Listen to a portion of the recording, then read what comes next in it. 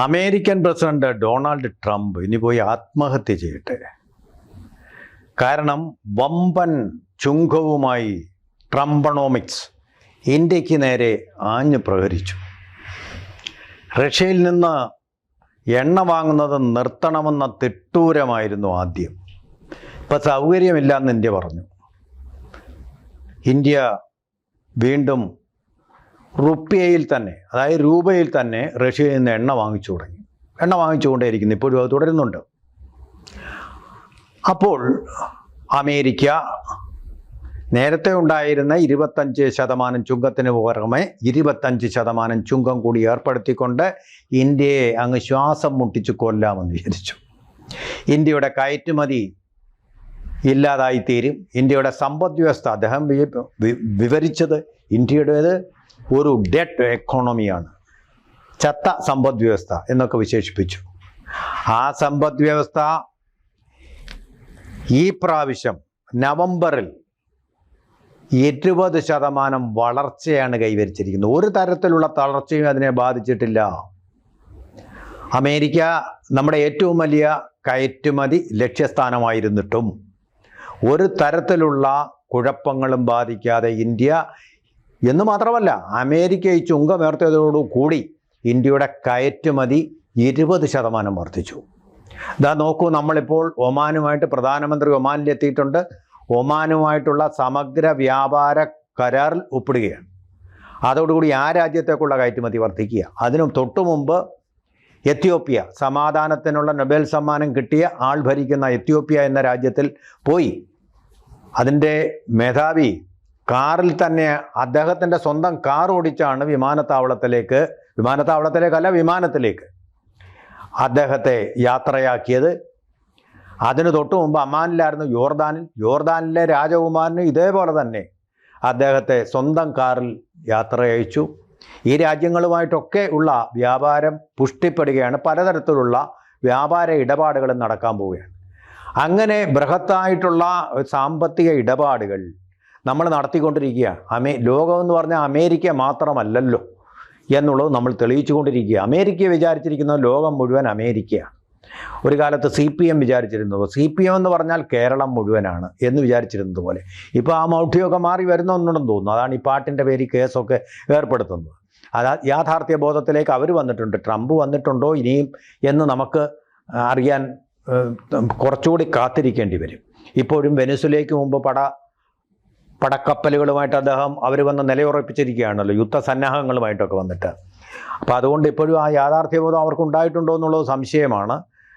തങ്ങളാണ് ലോകത്തിലെ എണ്ണ വ്യാപാരത്തിൻ്റെ നിയന്ത്രണം തങ്ങളുടെ കയ്യിൽ വേണമെന്നുള്ള ഏക വിചാരം. ഗൾഫിൽ ആ നിയന്ത്രണമുണ്ട്, അതുപോലെ വെനസ്വേലയിൽ വേണം, ഇറാനിൽ വേണം, ഇറാഖിൽ വേണം. ഇതിനൊക്കെ വേണ്ടിയിട്ടാണ് അവർ ശ്രമിച്ചുകൊണ്ടിരിക്കുന്നത്. ഇസ്രായേലിൽ അവരുടെ ഒരു ചട്ടുകമായിട്ടാണ് ഇപ്പോൾ അസീം മുനീറിൻ്റെ പട്ടാളത്തെ ഗാസ പ്ലാനിൻ്റെ നടപ്പാക്കലുകാരായിട്ട് സമാധാന സേനയായിട്ട് അയച്ചിരിക്കുന്നത്. അവിടുത്തെ പെട്രോളിലുള്ള കണ്ണുകൊണ്ട് മാത്രമാണ്. തൊട്ടടുത്ത സുഡാനിൽ 105 പേര് ഡ്രോൺ ആക്രമണത്തിൽ മരിച്ചിട്ട് ട്രംപ് ഒരു വാക്ക് പോലും പ്രതികരിച്ചിട്ടില്ല. മരിക്കട്ടെ, നമുക്കെന്തോ വേണമെന്നാണ് പറയുന്നത്. അപ്പോൾ ഈ അമേരിക്കയുടെ താല്പര്യം എന്ന് പറഞ്ഞാൽ ഈ എണ്ണ എന്നത് മാത്രമാണ്. എണ്ണയുടെ ലോകം മൊത്തമുള്ള വ്യാപാരം തങ്ങളുടെ നിയന്ത്രണത്തിലായിരിക്കണം. അതാണ് റഷ്യ അതിന് വിധേയമായില്ല. അതുകൊണ്ടാണ് ഇന്ത്യയെ നിയന്ത്രിക്കാമെന്ന് വിചാരിച്ചത്. ഇന്ത്യ നിങ്ങളത് വാങ്ങരുത്, അങ്ങനെ റഷ്യ പട്ടിണി കിടന്ന് മരിക്കട്ടെ, ഇപ്പോൾ സൗകര്യമില്ലെന്ന് പറഞ്ഞു. നമ്മൾക്ക് വൻപിച്ച തോതിലുള്ള വിൻഫാൾ അതുകൊണ്ടുണ്ടായിട്ടുണ്ട്. പെട്രോളിൻ്റെ വില ഉയർത്തേണ്ട ആവശ്യമില്ലാതെ വന്നതും റഷ്യ ഈ തരുന്ന എണ്ണ കൊണ്ടാണ്. അത് റിലയൻസ് എന്ന് പറയുന്ന ഒരു കമ്പനി മാത്രമാണ് അത് വേണ്ടെന്ന് വെച്ചത്. ബാക്കി കമ്പനികളൊക്കെ ഇപ്പോഴും അത് തുടരുന്നുണ്ട്. പുടിനുമായിട്ടുള്ള ചർച്ചയ്ക്ക് ശേഷം പൂർവാധികം ശക്തിയായിട്ട് അത് നമ്മൾ കൊണ്ടുപോവുകയാണ്. അപ്പോൾ അങ്ങനെ മുന്നോട്ട് പോയിരിക്കുകയാണ്.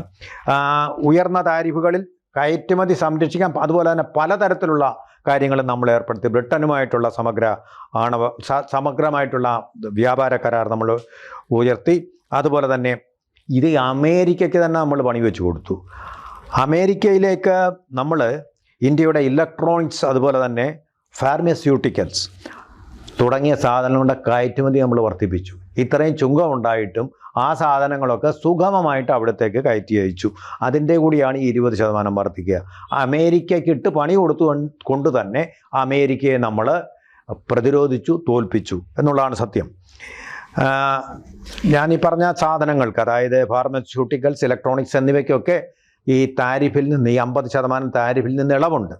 അതുകൂടാതെ താരിഫുള്ള ഇനങ്ങളായിട്ടുള്ള ചായ, കാപ്പി, സുഗന്ധവ്യഞ്ജനങ്ങൾ, മറ്റു ഭക്ഷ്യവസ്തുക്കൾ എന്നിവയും നമ്മൾ കയറ്റി അയച്ചു. അതിൽ ഈ കാപ്പിക്കും ചായയ്ക്കും പിന്നീട് അമേരിക്കയിൽ അവിടുത്തെ കാപ്പി ചായ ഉപഭോക്താക്കൾ ഉണ്ടാക്കിയ പ്രക്ഷോഭത്തെയും പ്രതിഷേധത്തെയും തുടർന്ന് ആ ചുങ്കം പിൻവലിച്ചിട്ടുണ്ട്. അങ്ങനെ ഓരോന്നായിട്ട് അമേരിക്കയ്ക്ക് ജനസമ്മർദ്ദത്തിന് വിധേയമായിട്ട് പിൻവലിക്കേണ്ടതായിട്ട്, അമേരിക്ക തോറ്റു തുന്നം പാടുന്ന കാര്യമാണ് നമ്മൾ കാണുന്നത്. അപ്പോൾ ഇന്ത്യയെ കൂടുതൽ സമ്പന്നമാക്കുകയാണ് അമേരിക്കയുടെ ചുങ്കം ചെയ്തിട്ടുള്ളതെന്നുള്ളതാണ് നമുക്കിപ്പോൾ മനസ്സിലായി വരുന്ന കാര്യം. അതുപോലെ തന്നെ നമ്മളിപ്പോൾ അമേരിക്ക ഈ പിണങ്ങി നിന്നതിന് ശേഷം യൂറോപ്യൻ ഫ്രീ ട്രേഡ് രാജ്യങ്ങളുമായിട്ട് നമ്മൾ കരാർ ഒപ്പുവെച്ചു നേരത്തെ തന്നെ. അതിൽ വരുന്നത് സ്വിറ്റ്സർലൻഡ്, നോർവേ, ഐസ്ലാൻഡ് തുടങ്ങിയ രാജ്യങ്ങളാണ്. ഇതിൽ സ്വിറ്റ്സർലൻഡും നോർവേയും വളരെ സമ്പന്നമായ രാജ്യങ്ങളാണ്. അപ്പോൾ ഇന്ത്യയിൽ നിന്ന് ധാരാളം സാധനങ്ങൾ അവിടത്തേക്ക് കയറ്റി അയക്കാൻ പറ്റും. അതുപോലെ തന്നെ തൊഴിലിനുള്ള ഒരു കരാറും കൂടിയാണത്. അതായത് ഇവിടെ തൊഴിലില്ലാത്തവർക്ക് അവിടെ തൊഴിൽ ലഭിക്കാൻ വേണ്ടിയിട്ടുള്ള സാധ്യതകൾ വർദ്ധിപ്പിക്കാനും ആ കരാറിൽ നമ്മൾ ഒപ്പിട്ടിട്ടുണ്ട്. ഫ്രീ ട്രേഡ് അസോസിയേഷൻ എന്നാണ് ഈ 3 രാജ്യങ്ങളെ ചേർത്ത് പറയുന്നത്. അതിസമ്പന്നമായിട്ടുള്ള രാജ്യങ്ങളാണ് ഇത്. നമുക്ക് നേരത്തെ തന്നെ അറിയാം. നോർവേ ഇൻഡോ നോർവീജിയൻ പ്രോജക്റ്റിനെ പറ്റി നമ്മൾ കേട്ടിട്ടുണ്ട്. മത്സ്യബന്ധനത്തിനുള്ള സഹായങ്ങൾ നമുക്ക് നൽകിക്കൊണ്ടിരുന്ന ഒരു രാജ്യമാണ് നോർവേ. അതുപോലെ തന്നെ നമുക്കറിയാം ഇൻഡോ സ്വിസ് പ്രോജക്റ്റ് നമ്മൾ കേട്ടിട്ടുള്ളതാണ്. ഈ സ്വിസ് പ്രോജക്റ്റാണ് മാട്ടുപ്പെട്ടിയിൽ വളരെ വിജയകരമായിട്ട് നമ്മുടെ പശുക്കളുടെ പാലുൽപാദനവും അതുപോലെ തന്നെ ബീജസങ്കലനവും വളരെയധികം ഗുണമേന്മയുള്ളതാക്കാൻ വേണ്ടിയിട്ട് നമ്മൾക്ക് സഹായം നൽകിയ, അതിനു വേണ്ടുന്ന സാങ്കേതികവും അതുപോലെ സാമ്പത്തികവുമായിട്ടുള്ള സഹായം കിട്ടിയ ഒരു പ്രോജക്റ്റാണ് ഇൻഡോ സ്വിസ് പ്രോജക്റ്റ്. ഇടുക്കി ജില്ലയിലെ മാട്ടുപ്പെട്ടിയിലാണ് ആ പ്രോജക്റ്റ് ഉണ്ടായിരുന്നത്. അതിൻ്റെ ഫലമായിട്ട് നമ്മളുടെ പശുക്കളിൽ നിന്നുള്ള പാലിൻ്റെ ലഭ്യത വളരെയധികം വർദ്ധിച്ചിട്ടുണ്ട്. സങ്കര ഇനം പശുക്കൾ, ഇൻഡോ സ്വിസ് പശുക്കൾ എന്ന് പറഞ്ഞാൽ സങ്കര ഇനമാണെങ്കിലും നമ്മൾ പറയുന്നത് സ്വിസ് ബ്രൗൺ പശുക്കൾ എന്നാണ് അവയ്ക്ക് പറയുന്നത്. സ്വിസ് ബ്രൗൺ പശുക്കൾ വളരെയധികം പാല് തരുന്ന കറവയുള്ള പശുക്കളാണവ. അത്തരം കുട്ടികളെയും പശുക്കുട്ടികളെയും നമുക്ക് അങ്ങനെ ആ വഴിയിലൂടെ തന്നെ ബീജസങ്കലനത്തിലൂടെ തന്നെ സൃഷ്ടിക്കാൻ, കൃത്രിമ ബീജസങ്കലനത്തിലൂടെ നമുക്ക് സൃഷ്ടിക്കാൻ കഴിഞ്ഞിട്ട് അങ്ങനെ പാലിൻ്റെ കാര്യത്തിൽ വലിയൊരു മുന്നേറ്റം നടത്താൻ നമുക്ക് കഴിഞ്ഞിട്ടുണ്ട്. ആ രാജ്യങ്ങളുമായിട്ടാണ് നമ്മളിപ്പോൾ വ്യാപാര കരാർ ഒപ്പിട്ട് കഴിഞ്ഞിരിക്കുന്നത്. അതുപോലെ തന്നെ മെക്സിക്കോയിലെ സെനറ്റ് കഴിഞ്ഞ ദിവസം കൂടിയിട്ട് ജനുവരി മുതൽ 50% വരെ താരിഫ് വർദ്ധിക്കാൻ വേണ്ടിയിട്ട് ഒരു അംഗീകാരം നൽകിയിട്ടുണ്ട്. മെക്സിക്കോയുമായിട്ട് നമുക്ക് വലിയ ഒരു വ്യാപാര പങ്കാളിത്തം ഇല്ലാത്തതുകൊണ്ട് ആ കാര്യത്തിൽ വലിയ കുഴപ്പമൊന്നും വരത്തില്ല. മെക്സിക്കോയുടെ സെനറ്റാണ് ഇത്, അമേരിക്കയുടെ അല്ല, മെക്സിക്കോയുടെ സെനറ്റാണ്. അതും നമ്മളെ ഒരു തരത്തിലും ബാധിക്കുകയില്ലെന്ന് മാത്രമല്ല, മറിച്ച് അമേരിക്കയുടെ ആ 50% ഉണ്ടാക്കിയതുപോലൊരു ഇമ്പാക്റ്റ് ഒരു കാലത്തും നമുക്ക് ഉണ്ടാക്കാനും പോകുന്നില്ല. അപ്പോൾ അമേരിക്കയുടെ ഇമ്പാക്റ്റിനെ മറികടന്ന നമുക്ക് ഈ മെക്സിക്കോയുടെ ഈ 50% തീരുവ നമുക്ക് അവരുമായിട്ട് വലിയ വ്യാപാര പങ്കാളിത്തമൊന്നുമില്ല, ഈസി ആയിട്ട് മറികടക്കാൻ പറ്റുന്നതേ ഉള്ളൂ എന്നുമാണ്. തന്നെയല്ല, ഇന്ത്യയുടെ വ്യാപാര പങ്കാളിത്തം കൂടുതൽ രാജ്യങ്ങളുമായിട്ട് ഉരുത്തിരിഞ്ഞു വരികയാണ് എന്ന് മാത്രമല്ല, ഇപ്പോൾ യൂറോപ്യൻ യൂണിയൻ രാജ്യങ്ങളുമായിട്ടുള്ള കരാറിൻ്റെ ചർച്ചകൾ വലിയ ഊർജ്ജസ്വലതയോടുകൂടി നടന്നുകൊണ്ടിരിക്കുകയാണ്. താമസിയാതെ, പക്ഷേ അതിനു മുമ്പ് തന്നെ ഈ വർഷം അവസാനത്തോടു കൂടി തന്നെ അമേരിക്കയുമായിട്ടുള്ള സമഗ്ര സാമ്പത്തിക കരാറും നമ്മൾ ഒപ്പുവെച്ചിരിക്കും. പുതുവർഷം ഇന്ത്യയും അമേരിക്കയും തമ്മിലുള്ള സമഗ്ര സാമ്പത്തിക കരാറിൻ്റേതായിരിക്കും എന്നുള്ള ഒരു സൂചന കൂടിയാണ് നമുക്കിപ്പോൾ കിട്ടിക്കൊണ്ടിരിക്കുന്നത്. ചടുലമായ ചർച്ചകൾ നടന്നുകൊണ്ടിരിക്കുകയാണ് അവിടെ. പീയൂഷ് ഗോയൽ അവിടെ സ്ഥിരമായിട്ട് അമേരിക്കയിൽ തന്നെ ഈ ചർച്ചകൾക്ക് നേതൃത്വം കൊടുക്കുന്നുണ്ട്. ഇപ്പോൾ അദ്ദേഹം ഒമാനിലാണുള്ളത്. ഒമാനുമായിട്ടുള്ള സമഗ്ര സാമ്പത്തിക കരാർ ഒപ്പുവെക്കുന്നതിന് വേണ്ടിയാണ് അദ്ദേഹം അവിടെ ഉള്ളത്. അതിൻ്റെ വാർത്തകൾ നമുക്ക് വരും. അങ്ങനെ എന്തായാലും അമേരിക്കയെ നമ്മൾ തോൽപ്പിച്ചു.